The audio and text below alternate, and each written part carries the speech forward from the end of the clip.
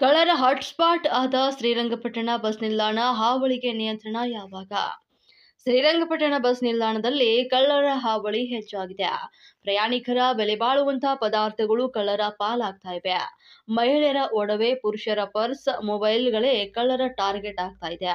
ಪ್ರತಿನಿತ್ಯ ನಡೀತಾ ಇರುವಂತಹ ಕಳ್ಳತನ ಪೊಲೀಸರ ನಿದ್ದೆ ಕೆಡಿಸ್ತಾ ಇದ್ದು, ರಶ್ ಇರುವಂತಹ ಬಸ್ಗಳನ್ನೇ ಟಾರ್ಗೆಟ್ ಮಾಡಿ ಪ್ರಯಾಣಿಕರ ಸೋಗಿನಲ್ಲಿ ಕೈ ಚಳಕವನ್ನ ತೋರಿಸಿ ಪರಾರಿಯಾಗ್ತಾ ಇದ್ದಾರೆ. ಒಂದು ಬಸ್ ನಿಲ್ದಾಣದಲ್ಲಿ ಸಿಸಿಟಿವಿ ಅಳವಡಿಸಲಾಗಿದೆ, ಪೊಲೀಸರನ್ನ ನಿಯೋಜಿಸಲಾಗಿದೆ. ಹೀಗಿದ್ದು ಕಳ್ಳತನ ನಿಯಂತ್ರಿಸಲು ಸಾಧ್ಯವಾಗಿಲ್ಲ. ಕಳ್ಳರ ಹಾವಳಿ, ಪ್ರಯಾಣಿಕರು ಕಂಗಾಲಾಗಿದ್ದಾರೆ. ಕಳ್ಳರ ಕೈ ಚಳಕಕ್ಕೆ ಕಡಿವಾಣ ಹಾಕಲು ಪೊಲೀಸ್ ಒಂದು ಮಾಸ್ಟರ್ ಪ್ಲಾನ್ ಅನ್ನ ಸಿದ್ಧಪಡಿಸಬೇಕಿದೆ.